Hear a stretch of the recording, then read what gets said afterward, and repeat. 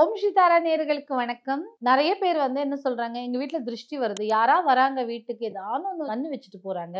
திடீர்னு நான் வெளியில போனேங்க, ஏதோ ஒண்ணு பின்னாடி வந்த மாரியே இருக்கு. அந்த மாதிரியான விஷயங்கள் எல்லாம் சொல்றாங்க இல்லையா? அப்போ வீட்டுக்குள்ள நுழையும்போது, நம்மளுக்கு ஒரு கெட்ட விஷயங்கள் வீட்டுக்குள்ள நுழையக்கூடாது. சப்போஸ் ஒரு கெட்ட எண்ணத்தோட நம்ம வீட்டுக்குள்ள ஒரு நபர் வந்தாருன்னா, அவரோட கண் பார்வை எதுல படணும்? அதனால நம்மளுக்கு புரொடெக்ஷன் கிடைக்கணும். அந்த கண் பார்வையிலருந்து நெகட்டிவிட்டிய எடுக்கணும். அப்படிலாம் பார்க்கும்போது, வீட்டின் நுழைவுல, என்ட்ரன்ஸ்ல நீங்க வீட்டுக்குள்ள நுழைஞ்ச உடனே ஃபர்ஸ்ட்டு பார்க்கக்கூடியது என்ன இருக்கணும்னா, கண்ணாடி வைக்கணும். ஸோ சப்போஸ் நீங்க கண்ணாடி என்ன பண்ணும்? கண்ணாடியின் தன்மை என்ன? நம்ம அது முன்னாடி எது இருக்கோ, அதை பிம்பப்படுத்தும், பிரதிபலிக்கும் இல்லையா? அப்போ ஒரு கெட்ட விஷயம் இருக்கும்போது என்ன ஆகும்? அது அப்படியே ரிப்பீட் ஆயிடும். அப்படியே ரிஃப்ளெக்ட் ஆகும்.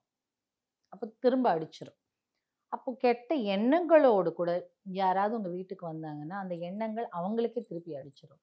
ஸோ அதனால கதவு தொறந்த உடனேயே வீட்ல நம்ம மெயின் டோர் தொறக்கிறோம் இல்லையா? தொறந்த உடனேயே நேரா பார்க்கக்கூடியது ஒரு கண்ணாடி இருந்ததுன்னா, கெட்ட விஷயங்கள், கெட்ட எண்ணங்களோட வரக்கூடிய நபரின் கண்ணு, திருஷ்டி, அந்த எண்ணங்கள் எல்லாமே அவங்களுக்கே பவுன்ஸ் பேக் ஆயிடும். அதே மாரி தீய சக்திகளும் உள்ள வராது. ஏதாவது ஒண்ணு வந்தா கூட அந்த கண்ணாடிய பார்த்து தன்னைத்தானே பயந்து கூட ஓடி போயிடும்னு எங்க பாட்டி அந்த காலத்துல சொல்வாங்க.